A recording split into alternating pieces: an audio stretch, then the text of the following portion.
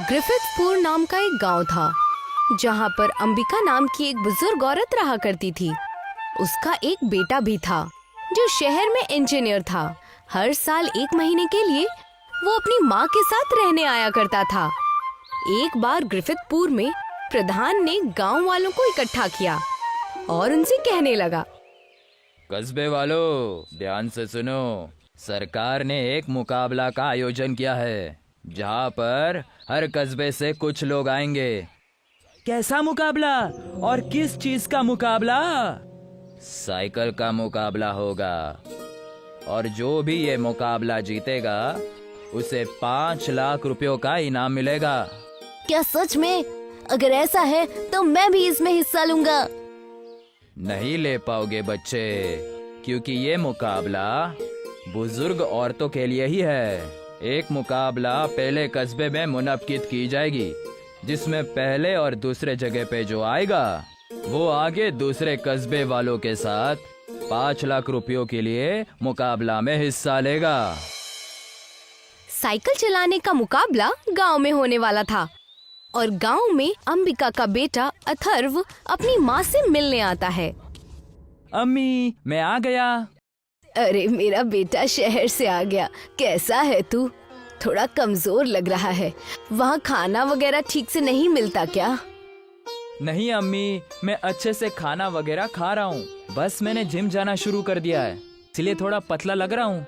वैसे अम्मी, जब मैं आ रहा था तब मैंने सुना था कि कस्बे में बुजुर्ग औरतों के लिए साइकिल का मुकाबला होने वाला है। आप उसमें हिस्सा क्यों नहीं ले रही? बेटा, मैं ठीक से चल भी नहीं पाती हूँ। साइकिल तो दूर की बात है। बचपन में खूब साइकिल चलाया करती थी, अब तो साइकिल पर बैठ भी नहीं पाती हूँ। काश मैं उस मुकाबले में भाग ले पाती। ये सुनकर अथर्व परेशान हो जाता है। वो मन ही मन सोचता है कि अगर मैं अपनी माँ का ख्वाब पूरा नहीं कर सकता तो मैं किस काम का।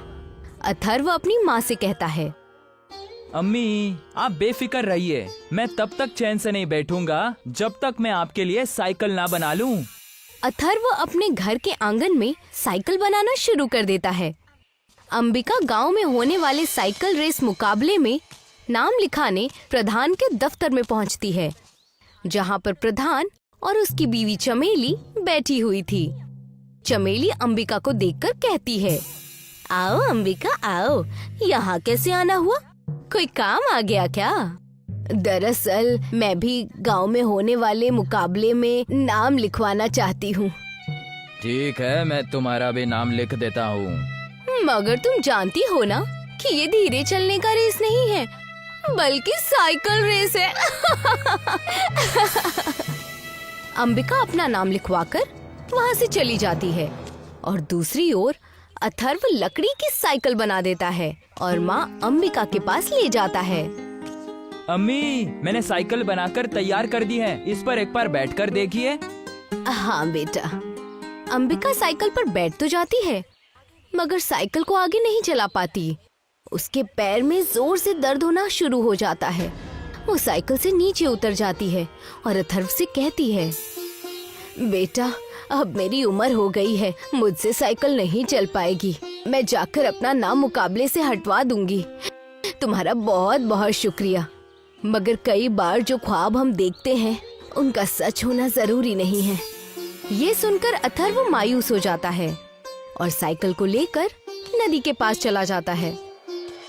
मेरी अम्मी ने मुझे इतना पढ़ाया, मेरी स्कूल की फीस भरी और मैं उनके लिए कुछ नहीं कर पाया। लालच है मुझ पर, मेरा इंजीनियर बनने का कोई फायदा नहीं है। अथर्व साइकिल नदी में फेंक देता है। जैसे ही वो साइकिल नदी में डालता है, वैसे ही पानी में से एक जल परी बाहर आती है, जिसके सिर पर चोट आ जाती है। वो गुस्से में बाहर आती है। कौन है रे बुड़बक, जिसने पानी में साइकिल फेंकी? सामने आओ। मैं आपके सामने ही खड़ा हूँ, मुझे माफ कर दीजिए। काहे माफ करें हम तुमका? हम तुमको अब नहीं छोड़ने वाले हैं। अथर्व रोने लग जाता है। ए भैया, ओह, रो कह रहा है? हम तो बस ऐसे ही कह रहे थे, हम तुमका कुछ नहीं करेंगे। क्या बात है, तनिक खुल के बताओ। अथर्व सारा मसला जलपरी को बताता है। तेरे की, यही से तुम रो रहा था? रुको, अभी तो हर मदद करती हूँ। वो पानी के नीचे जाती है और उस साइकिल को बाहर निकालती है, मगर साइकिल इस बार मछली के जैसी दिखती है, जिसे देखकर अथर्व कहता है, बहन ये साइकिल मेरी नहीं है। ई साइकिल जादुई है, बिल्कुल स्पेशल साइकिल है। बैठोगे तो एकदम फुटफुटाए के चलेगी, एकदम डूर करके। ले जाओ और अपनी अम्मा को दे दो, हम निकलते हैं। ये कहकर परी वहाँ से निकल जाती है और अथर्व साइकिल अपने घर ले जाता है। घर जाते ही अथर्व अपनी माँ अंबिका को बाहर बुलाता है। अंबिका मछली साइकिल देखकर एकदम हैरान रह जाती है। अरे अथर्व, ये तो बड़ी ही विचित्र साइकिल है। अम्मी, इस पर बैठकर देखिए। अंबिका साइकिल के पास जाकर उस पर बैठती है और वो साइकिल चलाने लगती है। साइकिल बड़ी ही तेजी से चलने लगती है। वाह बेटा, ये मछली साइकिल तो बड़ी ही कमाल की है। इसकी रफ्तार तो लाजवाब है। अब मुझे खुद पर यकीन हो रहा है कि मैं मुकाबले में हिस्सा ले पाऊंगी। अथर्व अपनी माँ को साइकिल चलाता देखकर बेहद खुश था। गांव में साइकिल के मुकाबले का दिन आ जाता है, जहाँ पर प्रधान की बीवी चमेली भी हिस्सा लेती है। जैसे ही अंबिका चमेली हंसने लगती है और अंबिका से कहती है, अरे ये क्या, तुम मछली पर बैठकर आ गई। ये मछली साइकिल है चमेली, ये सबसे बेहतरीन साइकिल है। जीतूंगी तो मैं ही, फिर जाऊंगी सरकार के आयोजित साइकिल मुकाबले में और जीत कर आऊंगी 5 लाख। मुकाबला शुरू होता है। 1, 2, 3। बंदूक की आवाज सुनते ही सब साइकिल चलाने लगते हैं। अंबिका की मछली साइकिल सबसे तेज चलती है और अंबिका के पीछे पूरी जान लगाकर चमेली साइकिल चला रही थी। अरे, ये तो काफी तेज साइकिल चला रही है। अंबिका साइकिल मुकाबला जीत जाती है और चमेली दूसरी जगह पर आती है। दोनों ही सरकार की ओर से आयोजित साइकिल मुकाबले के लिए चुने जाते हैं, मगर चमेली दूसरी जगह पर आने से बिल्कुल भी खुश नहीं थी। वो घर जाकर अपने पति प्रधान से जाकर कहती है, ए जी, मैं दूसरी आ ही नहीं सकती हूँ।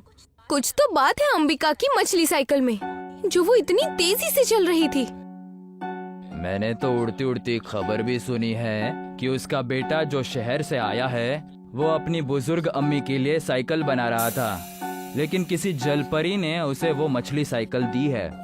हमें कुछ करना होगा, नहीं तो वो बुढ़िया सरकारी साइकिल मुकाबले में भी जीत जाएगी और 5 लाख रुपए की रकम भी ले जाएगी। तुम फिक्र मत करो चमेली, मेरे पास एक तरकीब है। कैसी तरकीब है आपके पास? तुम देखती रहो चमेली, वो उस मुकाबले में हिस्सा भी नहीं ले पाएगी। प्रधान और चमेली अंबिका की मछली साइकिल चुराने की साजिश रच रहे थे और दूसरी ओर अंबिका और उसका बेटा घर में बेहद खुश थे। अम्मी, आप तो मुकाबला जीत गई। सब कुछ तुम्हारी वजह से हुआ है बेटा। अगर तुम न होते तो शायद मैं उस मुकाबले में हिस्सा भी नहीं ले पाती। अम्मी, ये तो मेरा फर्ज था। मैं अभी आया, साइकिल को नजदीक के दरख्त पर लॉक करके। अथर्व साइकिल को पास के दरख्त पर लॉक कर देता है और अपने घर निकल जाता है। जैसे ही रात होती है, प्रधान के गुंडे साइकिल को चोरी करने के लिए आते हैं। ये साइकिल तो बड़ी ही अलग है, मछली की तरह दिख रही है। तभी प्रधान जी इसे चुराने के लिए कह रहे होंगे। चलो जल्दी इसका ताला तोड़ो और ले चलो। जैसे ही उनमें से एक ताला खोलने के लिए उस साइकिल को छूता है, वैसे ही उसे करंट लग जाता है और वो जोर से चीखता है। अरे चिल्ला क्यों रहे हो? सबको बता देगा क्या? पहली बार चोरी कर रहा है। दूसरा गुंडा भी ताला खोलने के लिए जैसे ही साइकिल को छूता है, वैसे ही उसे भी करंट लग जाता है। अभी समझ में आया क्यों मैं चीख रहा था। दोनों कैसे न कैसे करके वहाँ से भाग जाते हैं और सुबह होते ही प्रधान के घर जाते हैं, जहाँ प्रधान और चमेली दोनों वहीं पर होते हैं। वो गुंडे सारा मसला प्रधान और चमेली को बताते हैं। प्रधान सोच में पड़ जाता है। ऐसा कैसे हो सकता है? साइकिल में पक्का कुछ जादू है।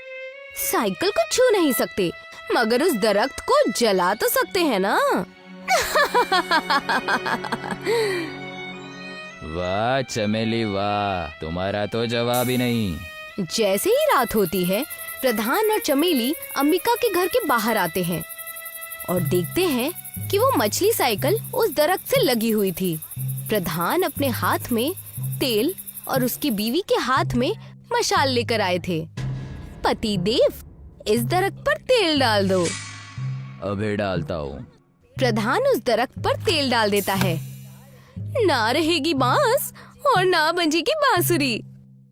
जैसे ही चमेली दरख्त पर आग लगाने जाती है, वैसे ही वो जलपरी वहाँ आ जाती है। काहे?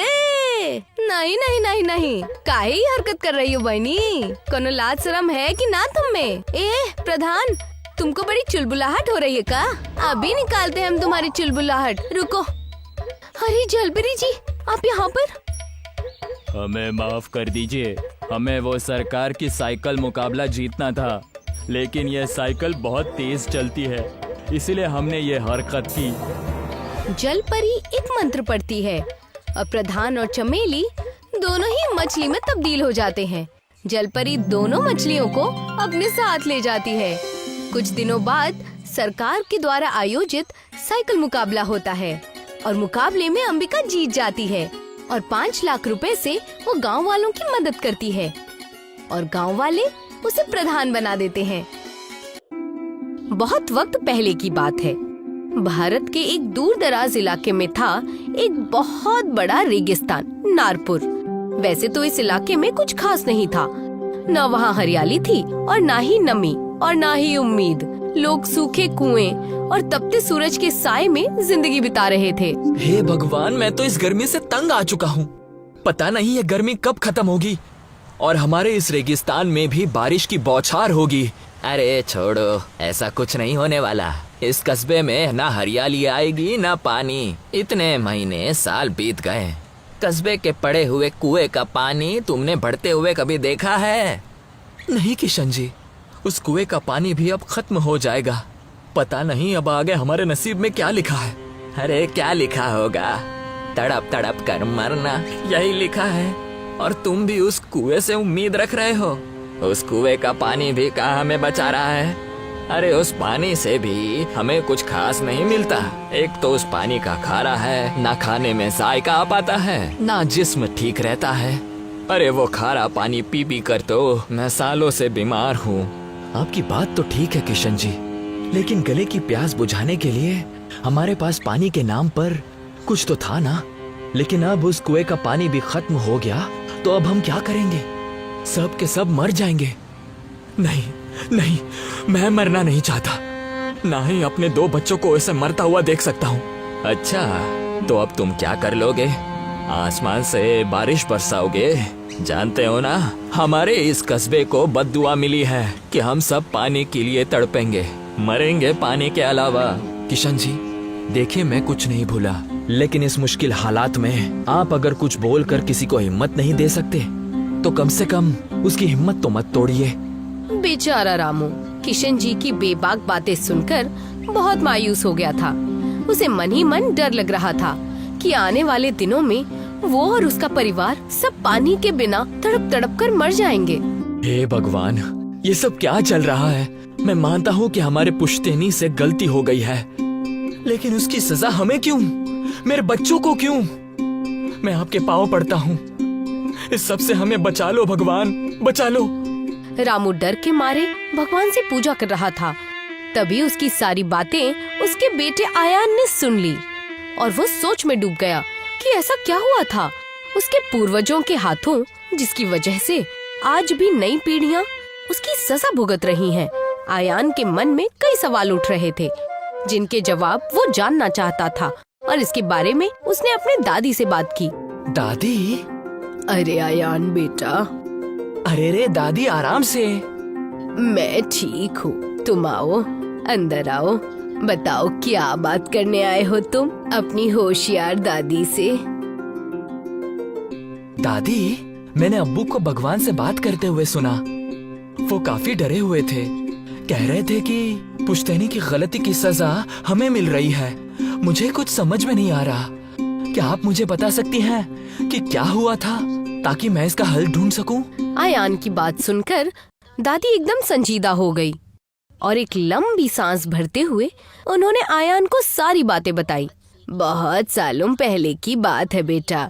हमारा ये गांव रेगिस्तान में तो था, लेकिन यहाँ बड़ी हरियाली फैली थी और साथ ही पानी के बड़े बड़े झरने बहते थे। तालाब कुएं भी भरे रहते थे। मगर वो कहते हैं ना, इस दुनिया में इंसान से बड़ा स्वार्थी, लालची और बेफिक्र कोई नहीं होता। मतलब ये हुआ कि गांव के मिले इस पानी के वरदान का गांव वाले बहुत ही गलत इस्तेमाल करने लगे। तालाब पर कपड़े धोकर गंदा पानी तालाब में डालना, घर का कूड़ा पानी फेंकना, तालाब और कुएं के पास शौच करना, जिसके चलते पानी बहुत गंदा हो गया। लोग बीमार पड़ने लगे। क्या सच में?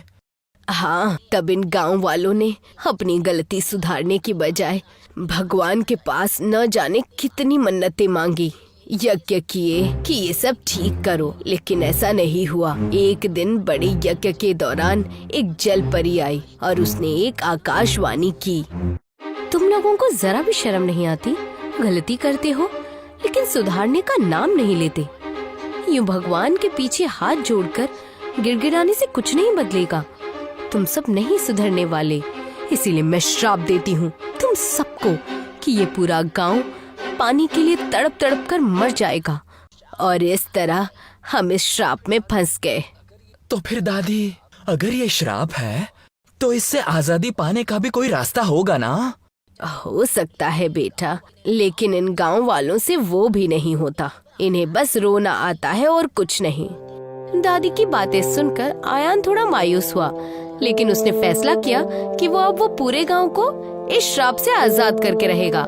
उसने फौरन ही अपनी खोज शुरू की।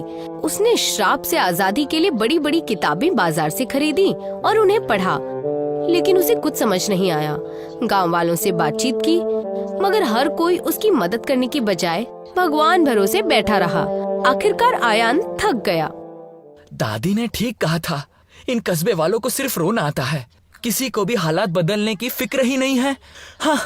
तभी अचानक आयान के मन में एक ख्याल आया और वो भागते हुए मंदिर के पुजारी के पास जा पहुंचा, जहां उसे पता चला कि उसे एक जल यज्ञ करना होगा।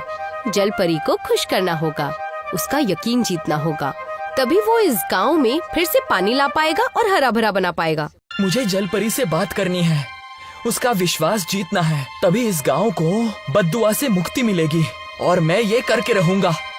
पंडित जी ने जो रास्ता बताया था उस हिसाब से गांव के तालाब के पास जा पहुंचा।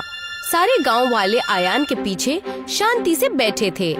आयान ने वहीं यज्ञ शुरू किया और साथ ही जल परी की निशानी नील रत्न उस हवन कुंड के सामने रखा और आंखें बंद करके मंत्र पढ़ना शुरू कर दिया। ओम जल देवाय नमः, ओम जल देवाय नमः, ओम जल देवाय नमः। आयान मंत्र पढ़ता रहा। तभी उसके आसपास के लोग चक्र बनाकर बैठ गए और तभी एक रोशनी का दरवाजा खुला, जिसमें से एक जल परी उसमें से बाहर आ गई। आयान ने जैसे ही आंखें खोली, वो जल परी को देखकर मंत्रमुग्ध हो गया। तुमने मुझे याद किया, कहो मैं तुम्हारी कैसे मदद कर सकती हूँ? आपने मुझे अपने दर्शन दिए, इसीलिए मैं आपका शुक्रगुजार हूँ। कोई बात नहीं पुत्र, लोगों के बुलाने पर उनके पास जाना और उनकी मदद करना मेरी जिम्मेदारी है। कहो मैं तुम्हारी क्या मदद करूं? मैं आपसे गुजारिश करता हूं, एहसान करके मेरे गांव को पानी के बददुआ से आजाद कर दीजिए। आयान की बात सुनकर जल परी नाराज हो गई और वो उस पर चिल्ला उठी। क्या क्या कहा तुमने? मैं इस गांव को पानी के श्राप से आजाद करूं? नहीं, ये मुमकिन नहीं है। इन गांव वालों को पानी की कोई अहमियत नहीं है। जो पानी हमारी जिंदगी के लिए इतनी अहम है, उसकी इन्होंने बेइज्जती की है, उसमें गंदा कचरा फेंक कर। नहीं, इन लोगों को मैं कभी माफ नहीं करूंगी। ये लोग तड़पेंगे। जरूर तड़पेंगे। जल परी का गुस्सा देखकर सारे गांव वाले डर गए और उन्होंने जल परी से माफी मांगनी शुरू कर दी। नहीं, ऐसा मत कीजिए। एहसान करके ऐसा मत कीजिए। मानते हैं हमसे गलती हो गई, लेकिन हम में से कोई भी पिछली गलती दोबारा नहीं दोहराएगा। हम वादा करते हैं, हम पानी का अपमान नहीं करेंगे। हम पर एहसान कीजिए। गांव वाले ठीक कह रहे हैं, हम फिर से वही गलती नहीं करेंगे। हम वादा करते हैं, जो गलती पूर्वजों से हो गई उसकी सजा हम लोगों को मत दीजिए। एहसान कीजिए, एहसान कीजिए। आयान और रामू की वजह से सारे गांव वाले भी एक एक करके जल परी से माफी मांगने लगे। पूरे पूजा स्थल पर लोगों की आवाजें गूंजने लगीं। बीमार होने के बावजूद भी लोग लगातार जल परी से माफी मांग रहे थे। उनकी इतनी दयनीय हालत देखकर जल परी का मन भावुक हो गया। रुक जाओ। जल परी की बात सुनकर सब लोग एकदम से खामोश हो गए। पुत्र, तुमने सही कहा। पूर्वजों की गलती की सजा इन मासूमों को देना सही नहीं है। अब मुझसे तुम सबकी ये हालत देखी नहीं जाती, इसलिए मुझे इस गांव को श्राप से आजाद करना ही होगा। लाओ, मुझे वो नील रत्न दो। आयान जल परी को नील रत्न दे देता है। जल परी तालाब के बीचों बीच चली जाती है और अपने दोनों हाथों से नील रत्न ऊपर की ओर पकड़ती है, आंखें बंद करती है। हे मेरे बड़े जल देवता, इस पूरे गांव को अपनी गलती का एहसास हो गया है, इसीलिए मैं इस गांव को इस श्राप से आजाद करती हूँ। आप इस गांव पर अपनी कृपा बनाए रखें। और जल परी की आंखों से आंसू का एक बूंद टपकता है, जो एक नई सूर्य किरण के साथ चमकता हुआ आकाश में गायब हो जाता है। पूरा गांव साफ पानी से भर जाता है। चारों ओर नई हरियाली छा जाती है। गांव वाले खुशी से झूम उठते हैं।